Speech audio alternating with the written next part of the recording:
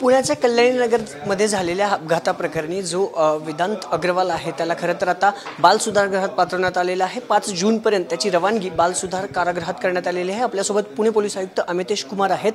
Sir, खरं तर मोठं गाजलेलं प्रकरण आहे आणि आता शेवटी जो आरोपी आहे खरं तर आधी जामीन देण्यात आल्याने आता त्याला बाल सुधारगृहात 5 जूनपर्यंत पाठवण्यात आले। पुणे पोलिसांचं यश म्हणावं लागेल। नक्कीच हे आमच्यासाठी यश आहे। आमची जे प्रथम दिवशीपासून जी आमची भूमिका होती त्यामध्ये आम्हाला यश मिळालेली आहे।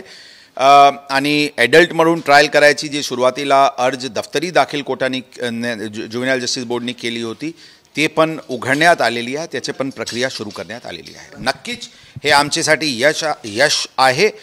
आमचे विक्टिमला जस्टिस देण्याची जी आमची उद्दिष्ट आहे ते पूर्ण करण्यामध्ये नक्कीच आम्हाला एक यश मिळालेले आहे। आम्ही पूर्णपणे युद्ध पातळीवर अत्यंत वॉटरटाईट केस तयार करून आरोपी विरुद्ध चार्जशीट दाखल करू आणि विक्टिमला जस्टिस मिळतील याच्यासाठी सर्व उपाययोजना करू। सर, पण एक प्रेयर जे पुणे पोलिसांकडून खरं तर करण्यात आलं होतं की त्याला अडल्ट म्हणून ट्रीट करावं, पण त्याला आता तो होणार नाही आहे कारण त्याला आता बाल सुधारगृहात पाठवले, कोर्टाने नकार दिली। नाही, कोर्टाने नकार नाही दिले। ॲडल्ट म्हणून घोषित करायची एक प्रक्रिया असते। ते प्रक्रिया आम्ही सुरुवातीपासून हेच म्हणते की आमची ॲडल्ट म्हणून ट्रीट करायची अर्ज आहे त्याचे प्रोसिजर पूर्ण करून ते निर्णयपर्यंत त्यांना ऑब्झर्वेशन होमला ठेवावी हीच आमची आग्रह होती। आज जे ॲडल्ट म्हणून ट्रीट करण्याचे आदेश जे ॲप्लिकेशन आमचे दफ्तरी दाखल करण्यात आली होती ते उघडण्यात आलेली आहे। डिटेल ऑर्डर उद्या भौतिक प्राप्त होतील, परंतु त्यांना रिमांड ऑब्झर्वेशन होमला पाठवण्यात आलेली आहे। ते ज्या आमची उद्दिष्ट होती ते पूर्णपणे सिद्ध झालेली आहे।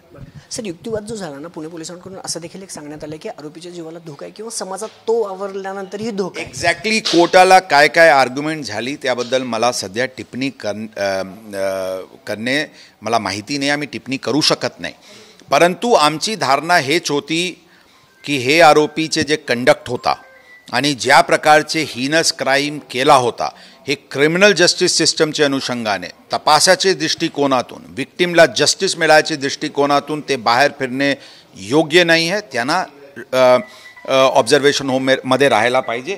त्यामध्ये आम्हाला यश मिळालेले आहे। सर, एक शेवटचा प्रश्न, आता या सगळ्या प्रकरणात पुणे पोलिसांचं पुढचं पाऊल या सगळ्या केसमध्ये काय? हे दोघे केसमध्ये जे 304 आरोपीवर 75-77 ज्युव्हेनाइल जस्टिस त्यांचे वडिलांवर ते दोन्ही केस अत्यंत युद्ध पातळीवर तपास सुरू आहे।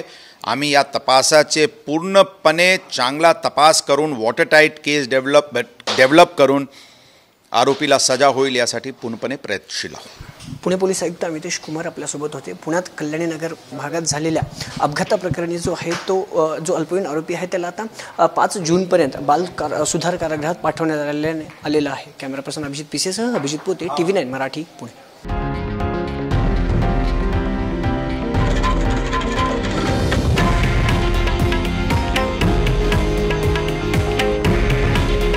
हे आहे देशातील नंबर 1 न्यूज नेटवर्क आणि आपण पाहत आहात TV9 मराठी।